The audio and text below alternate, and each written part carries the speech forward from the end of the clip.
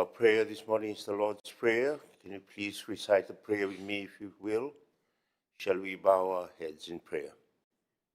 Our Father, who art in heaven, hallowed be thy name. Thy kingdom come, thy will be done on earth as it is in heaven. Give us this day our daily bread, and forgive us our trespasses, as we forgive those who trespass against us. Lead us not into temptation, but deliver us from evil. For thine is the kingdom, the power, and the glory, forever and ever. Amen. Honorable members, you may now be seated.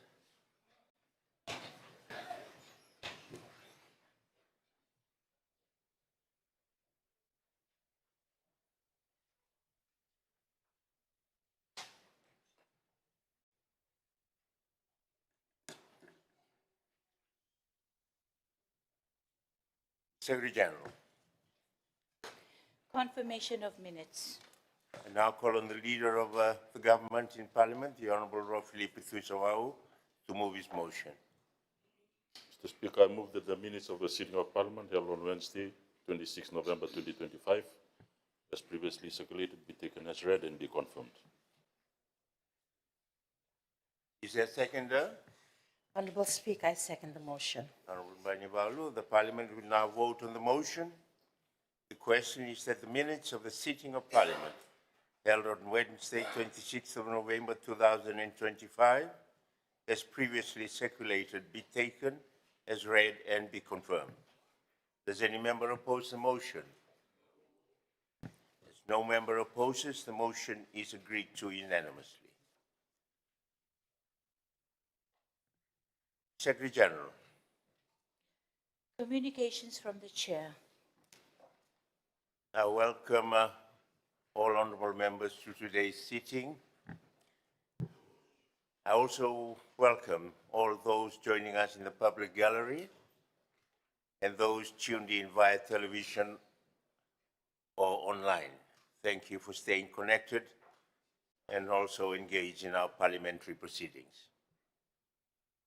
Honourable members, please join me this morning in warmly welcoming the students, teachers and parents of Nakurukuruvatini Primary School in Naitasiri.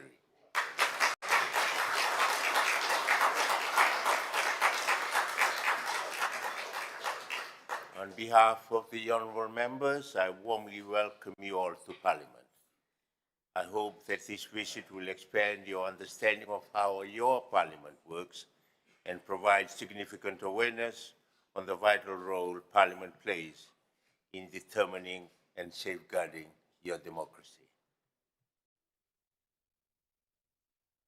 Honourable members, an urgent question or oral ruling from the Honourable William Pillay, which was received before 8:30 a.m.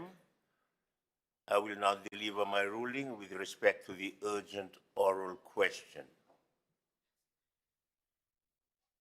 Honourable members, I wish to reiterate and clarify that Standing Order 43, Clause 1 provides that a written copy of the question must be delivered to the Secretary General 1 hour before the sitting in which the question will be asked. I can confirm that this requirement was duly met. And secondly, the question must be of an urgent character and relates to a matter of public importance, in which the Speaker must decide upon whether the question satisfies those requirements of urgency and public importance. I have taken the time to closely look at the urgent oral question and rule that whilst it is a matter of public importance, it is not of an urgent character. The urgent oral question does not meet the threshold requirement of urgency at this time. The process concerning the issue is still taking its proper course, and the Special Committee on Sugar has already been granted approval by Parliament to respond back to the House at a later sitting. As I said, accordingly, the question does not meet the threshold requirement of urgency, and that the House shall await the special committee's report in due course. It's therefore the chair's ruling that the Honorable Viam Pilay's question is disallowed. I reiterate once more, the oral questions must fully satisfy the requirements provided for under Standing Order 43, Clause 1. Thank you, honorable members. We'll now proceed to the next item in the order paper. Secretary General. Presentation of reports of committees. Honorable members, there will be 5 committee reports for tabling this morning. I now call on the chairperson of the Standing Committee on Social Affairs, the Honorable Elias Vanawalu, to table his first report. Thank you, Mr. Speaker, sir. Mr. Speaker, sir, on behalf of the Standing Committee on Social Affairs, I'm pleased to present the Standing Committee on Social Affairs on the review report on the 2022 Fiji Association of Sports and National Olympic Committee's annual report. Mr. Speaker, sir, FASANOC is its affiliations with the International Olympic Committee, Commonwealth Games Federation, and the Pacific Games Committee have played a pivotal role in sending Team Fiji to international and regional games. Since its inception in 1938, Team Fiji have been participating in the Commonwealth Games, Olympic Games, Pacific Games, and hosted the regional games. The 38 affiliated national sporting federations have attained international exposure and regularly participated in international games with 3 ways function from the government of Fiji, the National Sporting Federation, and the international partners. Mr. Speaker, sir, FASANOC promote an institutional sustainability by working within a broader international framework that align to various sporting goals. The committee acknowledged FASANOC's intention to actively bid to host regional games and further recommends that government of Fiji must support and lobby for international and regional events to be hosted here in Fiji. Mr. Speaker, sir, I sincerely thank Ms. Vanessa Kilda, the Chief Executive Officer, the Executive Board of the Fiji Association of Sports, National Committee, and for their valuable contribution in this review process. Mr. Speaker, sir, I'm thankful to the Social Affairs Committee members, Honorable Ratu Raquita Walalabure, Honorable Alberto Tuidolo, Honorable Viam Pillay, Honorable Ali Kimbia, and Honorable Praveen Bala for their valuable contribution and support. On behalf of the Standing Committee on Social Affairs, I commend this report to Parliament. Thank you, Honorable Chair. Can you please hand the report to the Secretary General?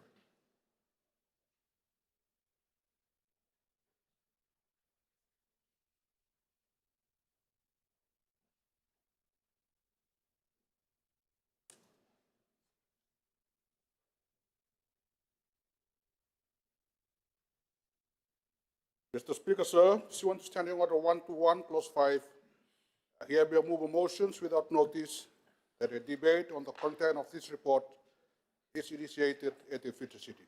Thank you. Is there a seconder? Honorable Speaker, I second the motion. Honorable Viam Pillay, seconder.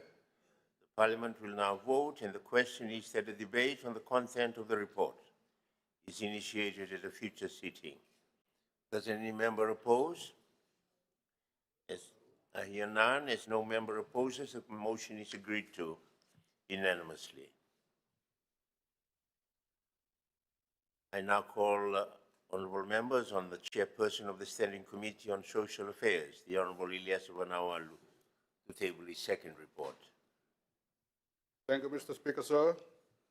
Mr. Speaker, sir, on behalf of the Standing Committee on Social Affairs, I'm pleased to present the Standing Committee on Social Affairs review report on the 2018 Lambasa Town Council annual report. Mr. Speaker, sir, as mandated under Standing Order 1092B, committee consider issues related to health, education, social service, labor, aviation, culture, and media. The committee deliberations highlighted several critical issues that require urgent attention to ensure sustainable urban growth and improve service delivery for the people of Lambasa.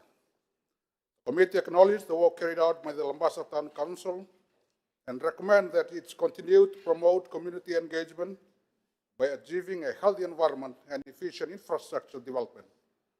Mr. Speaker, sir, the committee noted that significant revenue loss resulting from the repeal of the Business Licensing Act in 2020 during COVID-19. Hence, the committee recommends that the government of Fiji to restore this revenue stream to safeguard the financial sustainability of the municipal council.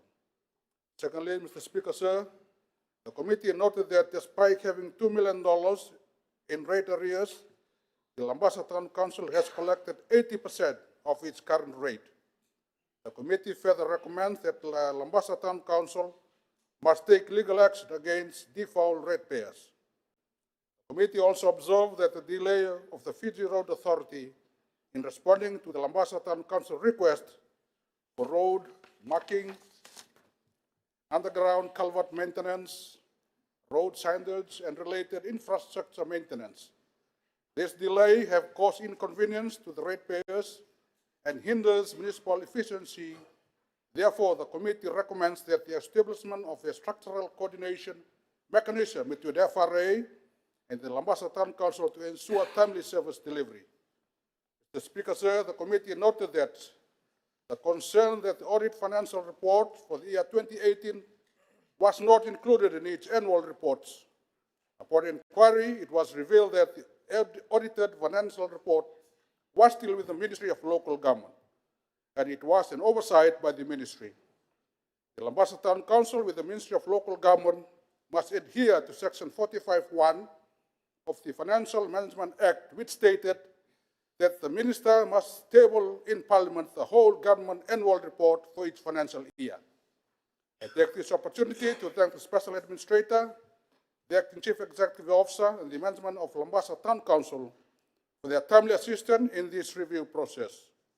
Also thank the honorable members of the Standing Committee on Social Affairs, Honorable Ratu Rakwita Balarabure, Honorable Alipati Tuidolo, Honorable Viam Pillay, Honorable Pravin Bala for their invaluable inputs and support. I extend my sincere appreciation to Honorable Chonyu Samate for his contribution and support as an alternate member. On behalf of the Standing Committee on Social Affairs, I commence this report to Parliament. I thank the chairperson, Honorable Vanawalu. Can you please hand the report to the Secretary General?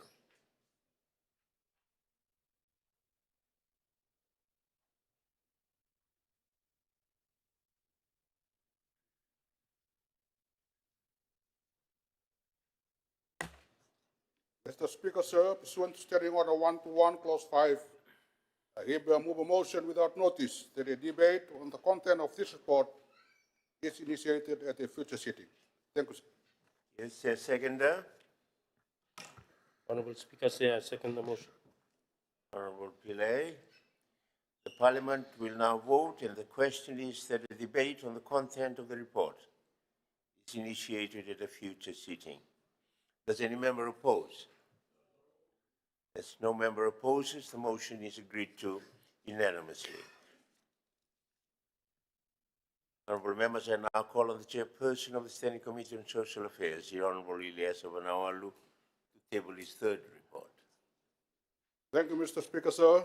Mr. Speaker, sir, on behalf of the Standing Committee on Social Affairs, I am pleased to present the Standing Committee on Social Affairs review report, the 2019 Tauhua Town Council Annual Report. Mr. Speaker, sir, the Standing Committee on its review of annual reports identified critical issues affecting the municipal governments and the service delivery. This includes delayed infrastructure and maintenance, the lack of sewerage system, the challenge in relocating the municipal market, the bus station, the taxi and carrier stand, as well as financial constraint following the repeal of the Business Licensing Act. The Speaker said the committee also noted gaps in performance reporting and the needs for environmental compliance for the proposed landfill site at Koro Nambandua. To address this concern, the committee commends urgent collaboration between Tauhua Town Council, the relevant ministries and the agencies to expedite the environmental impact assessment processes, to improve coordination with the Fiji Roads Authority and prioritize the sewerage reticulation project. Furthermore, Mr. Speaker, sir, the committee calls for the strengthening performance of the reporting, the decisive action on the market, the bus and taxi carrier stand relocation, and the measures to restore revenue stream lost during the legislative changes. Mr. Speaker, sir, this recommendation aims to enhance municipal services, promote sustainable development, and improve the quality of life for the people of Tavua. Mr. Speaker, sir, to conclude, I thank the Chief Executive Officer for Tavua Town Council and the officials for their service and contribution to this review process. Mr. Speaker, sir, I thank the honorable members of the Standing Committee on Social Affairs, Honorable Ratu Rakuita Balalamure, Honorable Alipati Tuidolo, Honorable Ali Kimbia, Honorable William Pillay, and Honorable Praveen Bala for their invaluable input and support. I extend my appreciation to Honorable John Usamati for his contribution and support as an alternate member.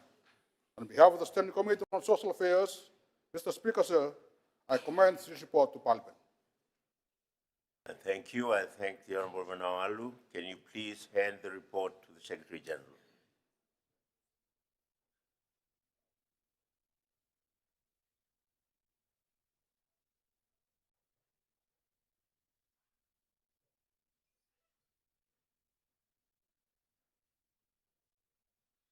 Mr. Speaker, sir, pursuant to Standing Order 121, Clause 5, I hereby move a motion without notice that a debate on the content of the report is initiated at a future sitting. Thank you, sir. Is there a seconder? Honorable Speaker, I second the motion. William Pillay, seconder. The Parliament will now vote, and the question is that a debate on the content of the report is initiated at a future sitting. Does any member oppose? As no member opposes, the motion is agreed to unanimously. Honourable members, I now call on the chairperson of the Standing Committee on Public Accounts, the Honourable Mano Kamkamida, to table the fourth report. Honourable Speaker, sir, this report presents the findings of the information technology audit conducted by the Office of the Auditor General on the Crown Land Lease System, or CLLS, under the responsibility of the Ministry of Lands and Mineral Resources. The audit was undertaken at the request of the Ministry to assess the efficiency and effectiveness of CLLS in managing Crown and state leases, including lease status and rental records. The CLLS, managed by the IT unit within the Geospatial Information Management Unit of the Ministry, has served as the central system for recording lease details since its inception in the 1960s. Originally implemented as a disk operating system or DOS system, it was upgraded to an Oracle-based system in 2007, which remains in use until today. The audit revealed system records from the 1st of January 2020 to 28th October 2023, reviewed the records, and it was conducted with the IT audit manual for the Supreme Audit Institutions, aligned to the control objective on information technology framework. The audit focused on 5 critical IT domains: IT governance, IT operations, information security, business continuity and disaster recovery, and application control. Each domain, Honourable Speaker, was evaluated to determine how effectively the CLLS supports the Ministry's mandate and whether it meets contemporary standards of reliability, security, and operational performance. The audit concluded, Honourable Speaker, that the Crown Land Lease System is obsolete, rendering it ineffective and inefficient in maintaining accurate records. This has led to incorrect calculations of lease interest on arrears, impacting financial accuracy, significant weaknesses in the governance framework impacting compliance and internal controls, data integrity issues affecting input, processing and reliability, and operational inefficiencies hindering timely and accurate decision-making.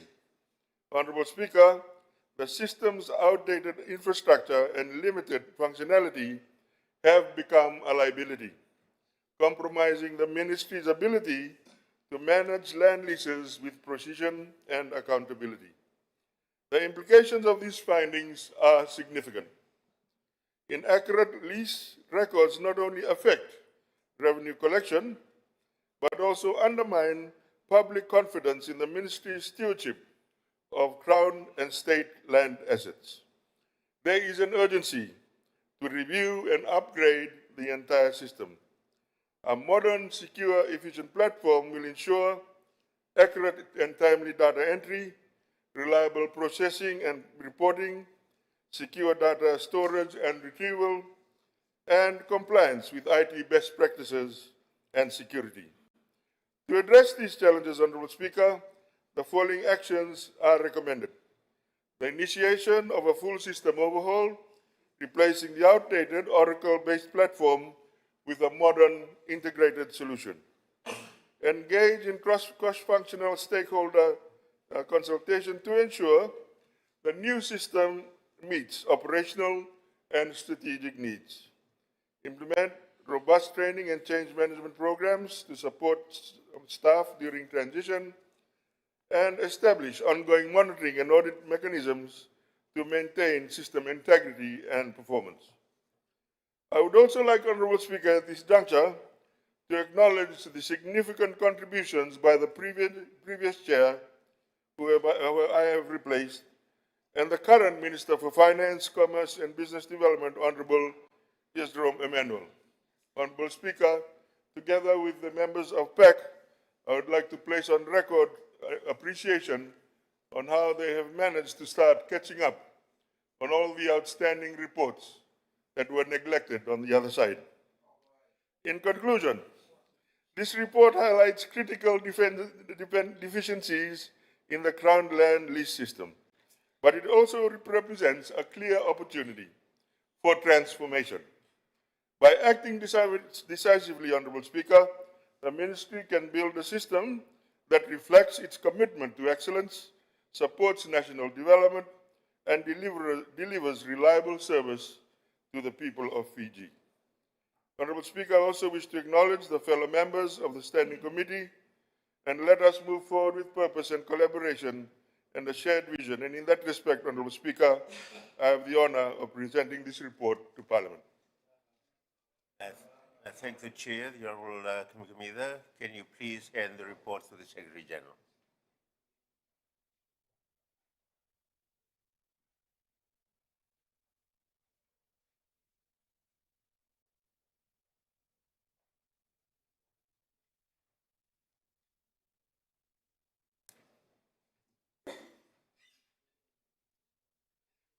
Honorable Speaker, pursuant with to Standing Order 121, Clause 5, I hereby move a motion without notice that a debate on the content of the report is initiated at a future sitting. Is there a seconder? Honorable Speaker, I second the motion. Honourable Maharaj. The Parliament will now vote, and the question is that a debate on the content of the report is initiated at a future sitting. Does any member oppose? No member opposes. The motion is agreed to unanimously. I call next on the chairperson of the Standing Committee on Justice, Law and Human Rights, the Honourable Ratu Rakuita Bagalalambure, to table the fifth and final report for today. Honourable Speaker, I rise to table the review report of the Forestry Bill, Bill number 36 of 2025. Honourable Speaker, the Standing Committee on Justice, Law and Human Rights was referred to the Forestry Bill to scrutinize and to return a report of its findings to Parliament. At the outset, sir, the committee noted that the Forestry Bill 2025 is the result of the review of the Forest Act 1992, which was endorsed by government. So the Forestry Bill 2025 and the Forest Act 1992 represent two distinctive legislative frameworks for forest management in Fiji. While the Forest Act of 1992 provided foundational regulations for forest conservation and utilization, Forestry Bill 2025 introduces a more comprehensive and alignment with international standards. The bill, sir, has a broader governance and environmental management approach compared to the Act and aligns with other new laws, policies, the current National Development Plan and international agreements. Honorable Speaker, some of the key differences of the two legislations that I would like to highlight are as follows. In terms of the objectives and principles, the Act focuses on the management and utilization of forest resources with limited emphasis on sustainability and environmental conservation. The bill, sir, introduces comprehensive objectives emphasizing sustainable forest management, conservation of biodiversity, climate change mitigation, equitable benefit sharing, and community participation. It incorporates principles such as inclusive participation, transparent accountability, legal certainty, and effective governance. In terms of governance and structure, Honorable Speaker, the Act establishes a forestry board to advise the Minister on forestry policy. The conservator of forests is responsible for enforcement and advising the Minister. The bill, sir, expands governance with the creation of the Forestry Advisory Council, Forest Practices Tribunal, forestry committees, and licensing committees. The conservator of forests has broader responsibilities, including policy development, enforcement, and international collaboration. In licensing and certification, Honorable Speaker, the Act focuses on issuing licenses for timber extraction and other forest activities with limited provisions for sustainable practices. The bill, however, introduces certified forest practices plans and various licenses. Example, forest management licenses, non-timber forest products licenses, import-export licenses, wood processing licenses. Honorable Speaker, it emphasizes compliance with sustainable forest management standards and includes provisions for compliance reports and annual assessments. In terms of code for forest practices, Honorable Speaker, the Act does not include a formal code of forest practices. However, the bill mandates the development, issuance, and regular assessment of a code of forest practices to ensure environmental protection, biodiversity conservation, and sustainable forest management. In terms of sustainable forest management, Honorable Speaker, the Act is limited, focuses only on sustainability and ecosystem services. However, the bill emphasizes sustainable forest management, protection of endangered species, forest health, and forest fire prevention. It includes provisions for forest restoration, reforestation, and afforestation. In terms of financial mechanisms, Honorable Speaker, the Act includes basic provisions for fees and royalties, but lacks detailed financial mechanism. The bill, however, introduces advanced financial instruments, such as payments for ecosystem services, carbon credits, and public-private partnerships to support forest conservation and sustainable management. Honorable Speaker, in terms of enforcement and penalties, the Act provides basic enforcement mechanisms, including powers of inspection, arrest, and seizure. The bill expands enforcement measures, including fixed penalty notices, alternative prosecution mechanisms, and the establishment of a Forest Practices Tribunal for appeals and dispute resolution. In terms of climate change and emissions reduction, Honorable Speaker, the Act does not address climate change or emissions reduction. The bill, however, aligns forest management with the Climate Change Act of 2021, including provisions for emissions reduction projects, carbon sequestration, and compliance with international climate agreements like the Paris Agreement. In terms of customary rights, Honorable Speaker, the Act recognizes Itaukei customary rights to hunt, fish, and collect forest produce for subsistence use with some restrictions. The bill, however, sir, maintains recognition of Itaukei customary rights, but includes more detailed provisions to ensure alignment with sustainable forest management and international conventions. Honorable Speaker, it was noted that ever since the Forest Ordinance, customary rights had remained. ensuring that every landowner retains the right to use their own resources. Landowners will be able to receive both monetary and non-monetary benefits when their forest resources are protected rather than harvested. However, sir, they are permitted to use timber from their land for personal purposes, but they cannot move it outside its forest boundary without authorization. For example, if a timber was harvested in Lautoka and intended for building a house in Suva, a permit is required.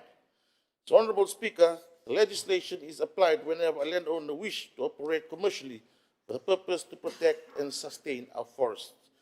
And lastly, sir, on forest classification and monitoring, the Act provides basic provisions for forest reserves and nature reserves. The bill sets out clear types of forests, like forests for different uses, protected forests, and forests with high conservation value, and requires a national check of forests every 10 years using modern tools such as satellite images. So these were some of the findings the committee noted during its review of the forestry bill. As part of the review, the committee also conducted consultation in targeted areas to gather opinions and feedback from the public. The committee received a support on the introduction of the bill from the majority of the public that had participated in the public consultation. However, like most activities that impact the lives of the people, there were suggestions that are based on the premise of making improvements of the bill. Honorable Speaker, some of the issues the committee noted during the public consultation was on offences and fines, and whether improvement notices would be issued before penalties were imposed. In this case, the offence depends on the type of license requested, and in the case of logging, improvement notices will always be given first, with monitoring officers notifying parties of non-compliance before any fines were applied.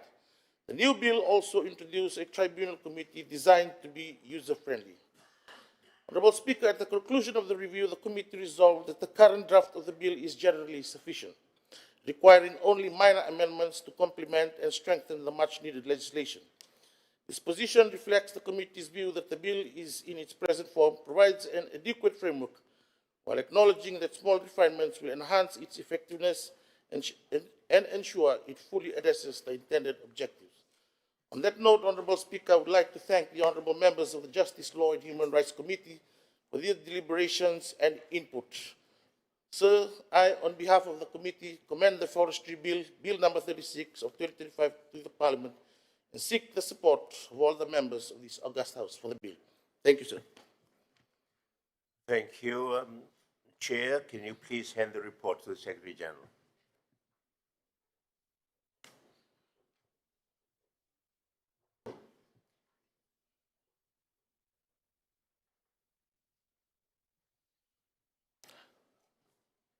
Honourable members, pursuant to the resolution of Parliament on Friday, the 7th of November 2025, the Standing Committee has now tabled its report accordingly, and the bill will be debated and voted upon by Parliament on Monday, 1st of December 2025. Thank you, honourable members. We'll move on to the next item. Secretary General. Ministerial statements. The following ministers have given notice to make ministerial statements under Standing Order 40. The Prime Minister and the Minister for Foreign Affairs and External Trade, Civil Service and Public Enterprises, and the Minister for Finance, Commerce and Business Development. The ministers may speak up to 20 minutes. After the minister, I will then invite the Leader of the Opposition or his designate to speak on the statement for no more than 5 minutes. There will be no other debate. So I first call on the Prime Minister and the Minister of Foreign Affairs and External Trade, Civil Service and Public Enterprises, the Honourable Stephen Rabuka, to deliver his statement. Thank you, Mr. Speaker, sir. Speaker, sir, Honourable Deputy Prime Minister and Ministers, the Honourable Leader of the Opposition, Honourable Members of Parliament, ladies and gentlemen, Jambul Venaga, and a very good morning to you all. I extend our greetings to those that are joining us via live stream or through other media platforms.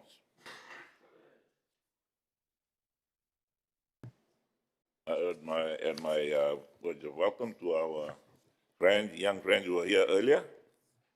I hope they're enjoying their visit to Suva. I'm sure they have seen bright lights before where they have come from.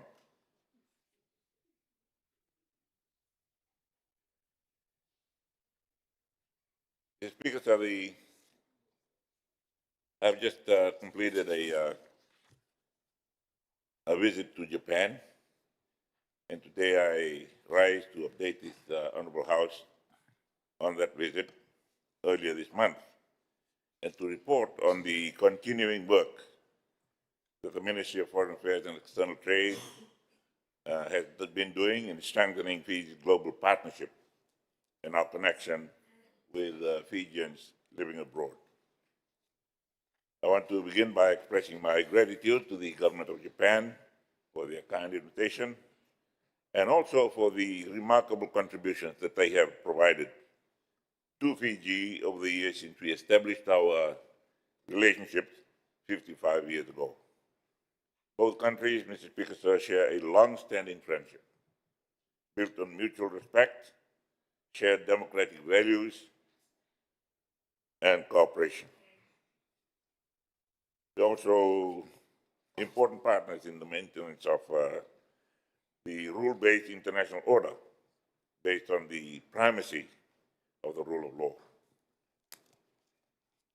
Speakers of the Fiji-Japan relations have resulted in cooperation that has progressed across a wide range of areas, including infrastructure, education, health and medical care, disaster prevention, security, justice, sports exchanges, and most recently, human mobility. Speaker, sir, it has been my intention to further deepen our ties with Japan, and I was honored to accept the gracious invitation that was extended to us by Japan to make this official visit from the 12th to the 15th of this month.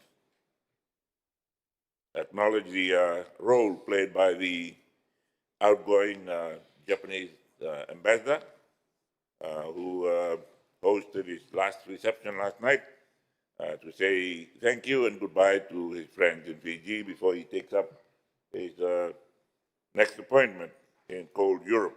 And he's sort of not really anticipating that. And he has promised that he will buy enough Fiji rum on his way out.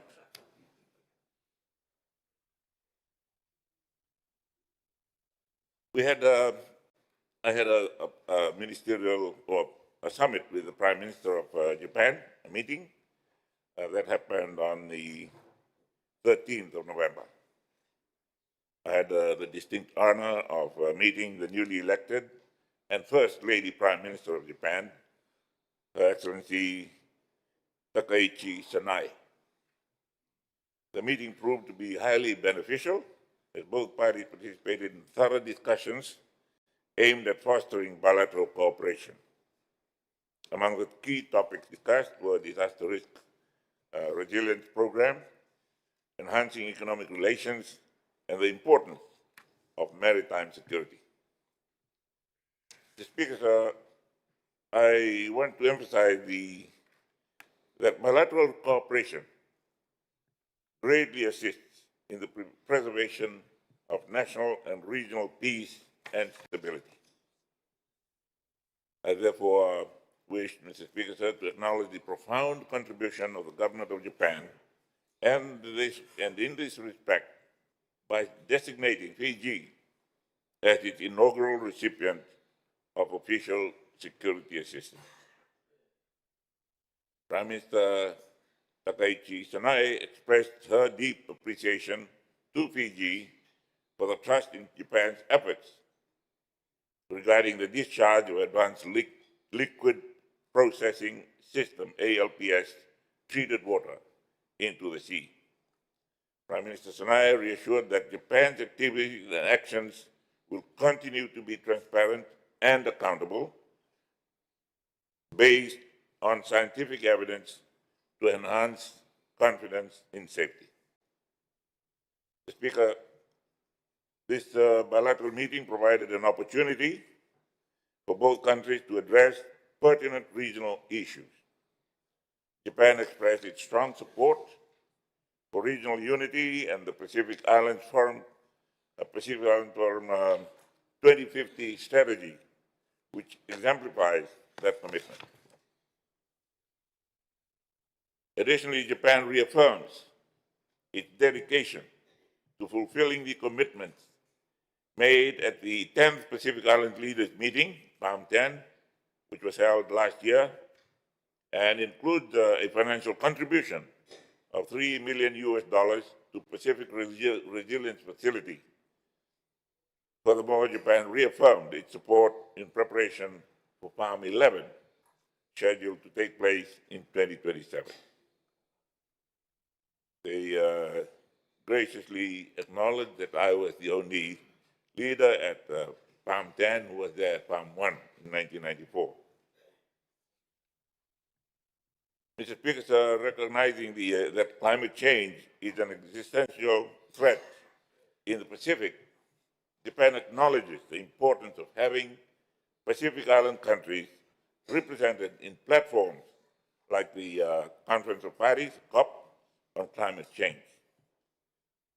The bilateral meeting culminated in the signing of the Lamavata-Kizuna Partnership, a joint communique that reaffirmed the bilateral relations of Fiji and Japan. The communique aims to further enhance cooperation across security, economic development, climate resilience, and cultural exchange. Meeting with the Minister for Defense, I had the privilege of participating in discussions with Japan's Defense Minister, His Excellency Shinichiro Koizumi, on the 12th of November at the Ministry of Defense headquarters. Our conversations were centered on enhancing maritime resilience and exploring avenues for humanitarian assistance. Minister Koizumi emphasized that Fiji is an important partner for Japan, as both nations share core values such as freedom, democracy, and the rule of law. He also highlighted Fiji's important role as one of the few countries in the Pacific region that maintains its own military.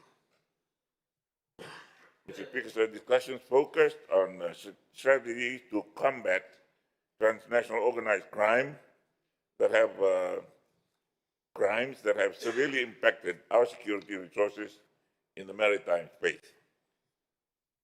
Minister Koizumi presented information on the assistance that Japan can provide through the decommissioned naval vessels, which could significantly enhance our capacity to monitor activities that pose a threat to Fiji's maritime domain.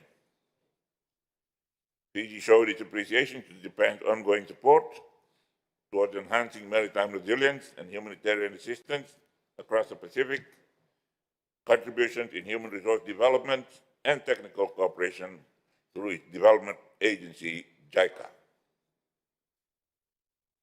Fiji also notes Japan's support to the Pacific maritime and vocational sectors.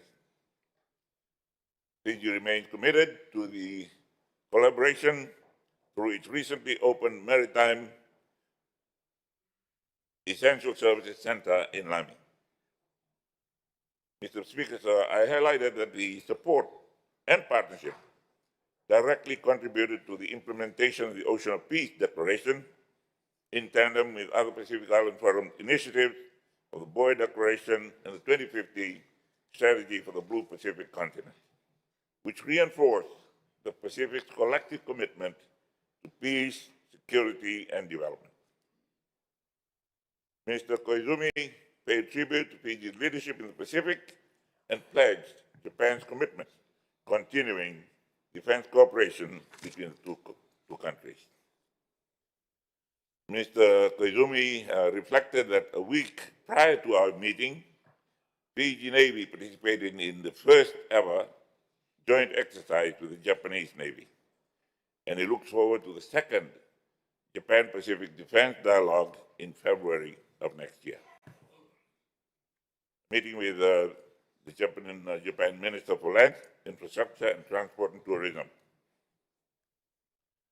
The Speaker, sir, I have been asked why I did not ask the Deputy Prime Minister to act while I was away.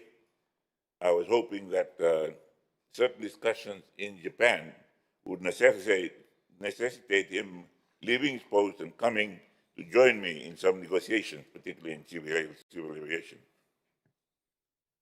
My last bilateral meeting was with the Minister for Land, Infrastructure, Transport and Tourism, His Excellency Mr. Yasushi Kaneko. Discussions in this meeting included the megaport construction and reviving the shipbuilding industry in Fiji.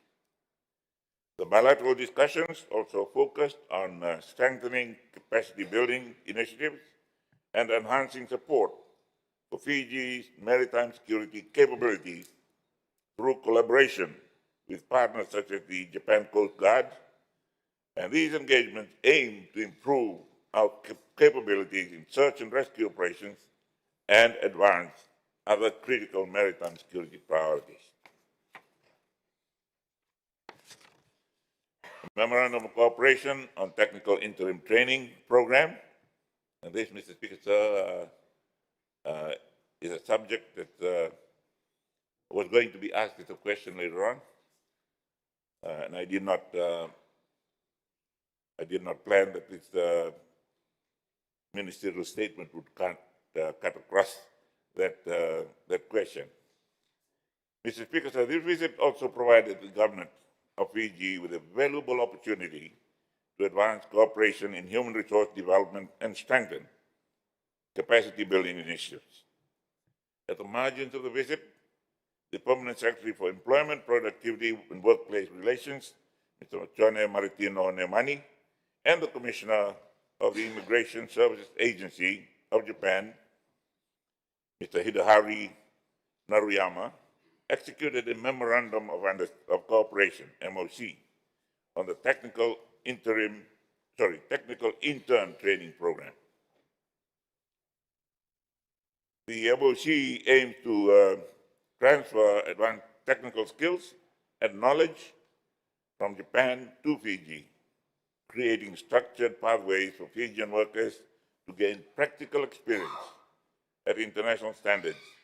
And in so doing, they are integrated into deep Japanese traditional culture at the workplace in what is globally recognized as the Japanese work ethic. This is a lesson that can inform Fijian efforts in incorporating our values into our very own work culture, or their values into our own work culture. The MOC initiative addresses critical labor market needs for both countries while deepening bilateral ties through cultural and people-to-people exchanges, fostering mutual economic resilience and partnerships. Speaker, so the MOC establishes a structured framework that integrates labor mobility with capacity building, reflecting a commitment to workforce development by both governments.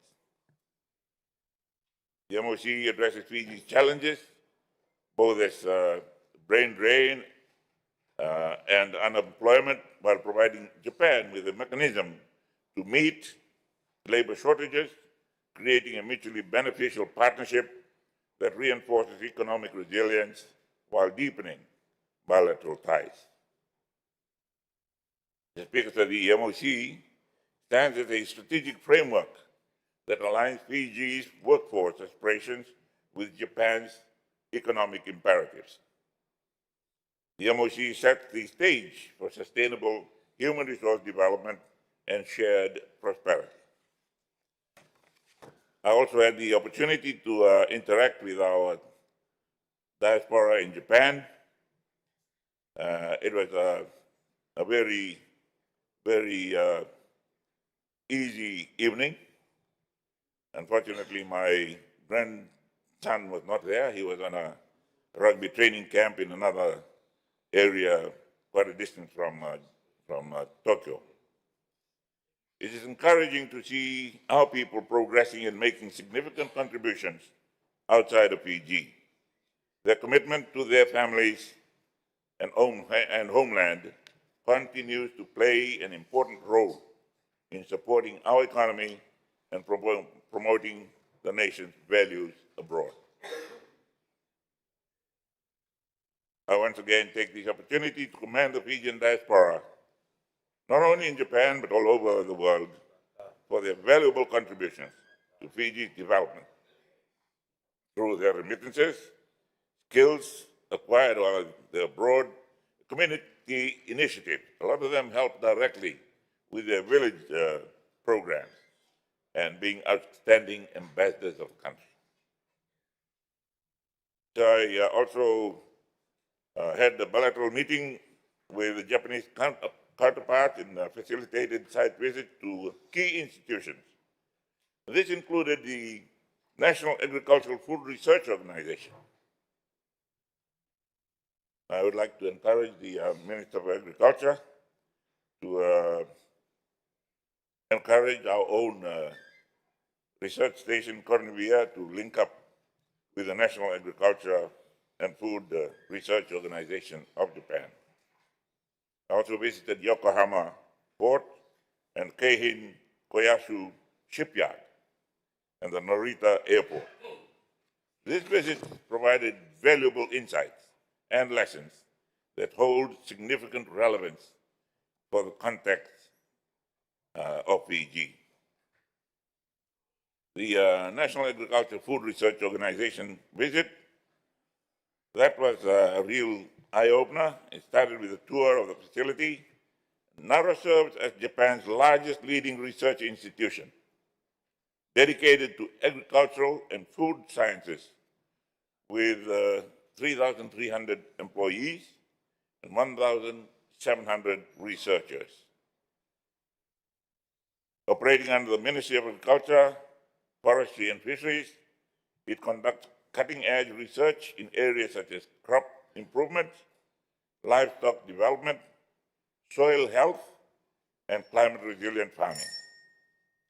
Mr. Speaker, sir, through its work, NARO helps enhance productivity and efficiency in Japan's agricultural sector, which is critical for a country with limited arable land and an aging farming population. Beyond productivity, NARO is instrumental in safeguarding Japan's food supply and environmental sustainability. It develops technology to reduce pesticide use, improve water management, and adapt crops to changing climate conditions. Mr. Speaker, sir, Fiji can learn a lot to enhance its own agriculture sector by adopting relevant strategies from Japan through NARO. These would include strengthening farmer cooperatives for shared resources and market access, investing in climate-resilient technologies through drought-tolerant crops and precision irrigation, and strengthening the agricultural research hub to drive innovation such as the one we have in Cornevia. These approaches, if adopted in a suitable scale, can help Fiji improve productivity, adapt to climate challenges, and build a more resilient and sustainable, inclusive agricultural economy. This would greatly contribute to food security and sustainable farming techniques in the region. Yokohama Port, Mr. Speaker, sir, one of the operators there, was established in 1874. The year Fiji was ceded to Great Britain. They were already running those big ports. They accommodate numerous cruise and cargo ships, Mr. Speaker, sir, making it a gateway for both commercial and passenger traffic. It boasts over 90 regular international container shipping routes connecting Japan to the global market. Speaker, sir, I have just a little more, but I will table the address in its written form for those who are coming after us and those who may want to read the statement for their own benefit. Thank you, Mr. Speaker, sir. Thank the Prime Minister, the Honorable Sitvendra Mukha, for his statement. I will now invite the Leader of the Opposition or his designate for his response. Leader of the Opposition. Thank you, sir. First of all, I would like to acknowledge the Honorable Prime Minister for his ministerial statement this morning on strengthening Fiji's global partnership, particularly in relation to his recent visit to Japan. I also join the Honorable Prime Minister in acknowledging the government of Japan for our long-standing friendship and relationship, and also for their remarkable contribution to Fiji over the years. I unfortunately cannot cover a lot as well within the limited time that I have, but of course, such visits are important. We live in a very challenging time. We have our own issues. There are regional issues and there are global issues that are shaped by global powers and, of course, the extraordinary events that are happening as well. And it's important that we are nimble and flexible enough to seize the opportunities that are presented before us, particularly when it comes to our strategic partners and our bilateral partners as well. I also acknowledge the outgoing Japanese ambassador, and of course we wish him well too in his next posting. Honorable Prime Minister, you have covered a lot in the few days that you had in Japan. In your last ministerial statement, when you last visited Japan, there were two issues. One major issue that I raised, that was on the Nandi River flooding mitigation program, because Japan was heavily involved from the beginning with the technical work. And I know that this is progressing. I know that our ADB partners, the Minister for Finance probably is aware, are now into the picture. But that initial technical work was done by the Japanese government through JICA, and we continue to acknowledge them for that. And I'm thankful that you mentioned about the PRF policy, the PRF contribution by Japan. And this is very much an area that we need a lot of assistance on. Particularly given the challenges that we have in terms of our infrastructure. Honorable Speaker, sir, as I've stated, there are a lot that has been covered by the Honorable Prime Minister, and I thank you, Honorable Prime Minister, for raising the issue about your visit to the National Agriculture, Food and Research, because I would like to link this to an UNDP report. If I remember correctly, it was in 2014 on human security challenges, particularly in the Pacific region. Top amongst the list is economic security, and the next one is food security and health, and then the list goes on. It's now called the 7+, because they've added technology security as well into that list. So the food security aspect is very, very important. And if I may link that to the recent COP30, I'm quite disappointed that agriculture was not represented, particularly the technical staff. We were the initiators of the Cornivia work program under the UNFCCC process. And I hope the technical teams, this is something that I shared with with the Minister for Lands and Minerals just the other day, and probably something that I will raise with the Honorable Minister later on. We need to look at the specific technical areas and teams that need to represent us in these global forums. The Director of Meteorology was not there as well, Honorable Prime Minister. He is the scientific focal point in Fiji related to the IPCC, because IPCC is run by the WMO, the World Meteorological Organization, made up of scientists. And for Fiji, our Director of Meteorology is the focal point for science in the UNFCCC process. And if I may add to this, Honorable Prime Minister, sir, in my recent observation in COP30, we also need serious diplomatic efforts to assist the Minister in pursuing the issues. Last year, I recall, when the briefing was done to the Pacific Island countries and to Fiji as well, our negotiators were saying, oh, the developed countries are blocking this, blocking this. But we have friends within the developed countries. Japan is a key partner. The European Union is a key partner. France takes ownership of the Paris Agreement. Germany is a key partner, Honorable Speaker, sir, and I hope these are the issues that we can also take advantage of when we are pursuing our diplomatic relations, apart from the others that you have highlighted, Honorable Prime Minister, sir. And I also wish to acknowledge the Fijian diaspora in Japan, and of course all over the world as well. And thank you once again for this ministerial statement, Honorable Prime Minister, sir. Thank you. I thank the Leader of the Opposition.